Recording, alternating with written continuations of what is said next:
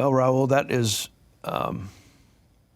probably one of the most important questions that we can ask as Christians. And the reason I say that is that I believe that humility is that characteristic that is really foundational. And it really sums up all of the Christian characteristics that we see in the Bible, the fruit of the Spirit, and it's defined in humility. I mean, when Paul tells us in Philippians 2 to look to Christ and his model, it's all about humility. You know, too often we jump ahead to the kenosis passage, that kenotic hymn of describing Jesus. Well, we need to focus on that, but Paul begins with focusing on us and how we need to model our lives and our minds and hearts after Christ. And the model, the example in the kenosis passage in Philippians 2 is the humility of Christ.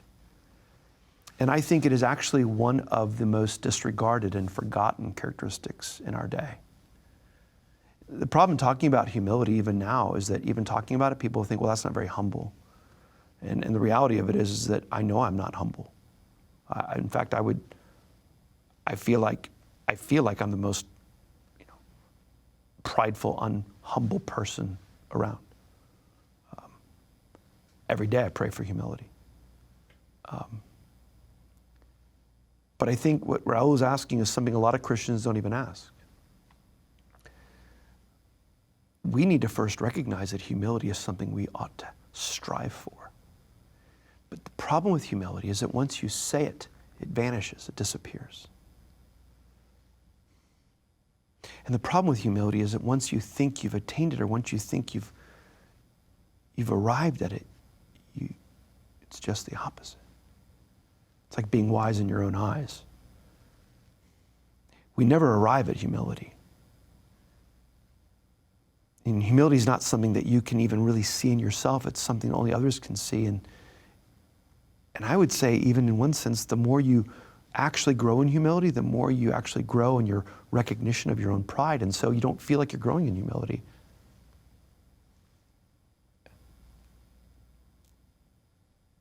I think what's also difficult is that we have a wrong view of humility.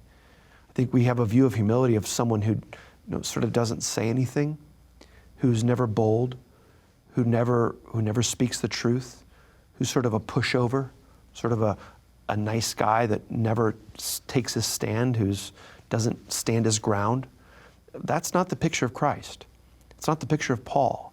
And Paul's not Christ, and Paul was sinful too. But what we need to understand is that Jesus stood his ground, and Jesus was bold, and Jesus was clear, and Jesus spoke the truth. He got in people's faces. He declared what they needed to hear. He chastised, he rebuked, and that's what the Bible tells us to do, that we have to do that.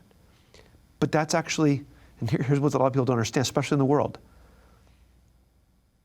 It takes a great deal of humility to rebuke and to correct and to exhort. It takes a great deal of humility to come to a brother and say, brother, I love you and I'm worried about you, and I think you might be in sin and you don't realize it. That is hard, and that takes humility. Humility isn't easy, and humility is not just saying nothing. In fact, I would say that's actually more pride than it is humility. Real humility is not an act. You can't play act it. You can't be an actor. And it's not just, as many have said over the years, it's not just trying to think less of ourselves and like, oh, woe is me, I'm not a good person, I'm awful. It's just thinking of yourself less. It's getting over yourself and trying to put others first. One of the things I try to do, I know it's going to sound silly, but one of the things I try to do, especially when I find myself annoyed, either in a store or on the road, I'm upset with someone has issues and they're being annoying, the way they're driving, the way they're acting. One of the things I try to do wherever I am is I try to just look at people. Homeless people, people on the road that are annoying me, clerks, people in the stores, I just try to look at them and say, I am no better than they are. In and of myself, I am no better than they are. I would be wandering and lost and wayward if it were not for God finding me and seeking me and keeping me. I'm no better than that person or that person or that person, no matter how much, what I think of them. And I say that about people I disagree with. I say that about people that I want to tend to despise, people I vote against. I have to remember that it's only by the grace of God that I am what I am. Humility is something that we have to constantly pursue and recognize that we never arrive at, ever. It's not just wanting humility, it is the constant and diligent pursuit of humility and praying for humility. And when everyone asks you, what can I pray for? Say, please pray for my humility. Pray for my humility, pray for my wisdom, and pray that God would preserve me to the end.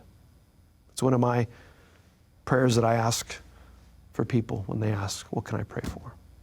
Pray for my family. And pray that God would keep me, God would humble me, that God would give me wisdom, and that God would preserve me to the end. It's interesting, the advice to pray for humility, because it takes humility to pray for it. It's the proud man that thinks that he's okay. And prayer in and of itself is an act of humbling yourself before God, recognizing you're dependent and you need His help in life. Yeah, exactly.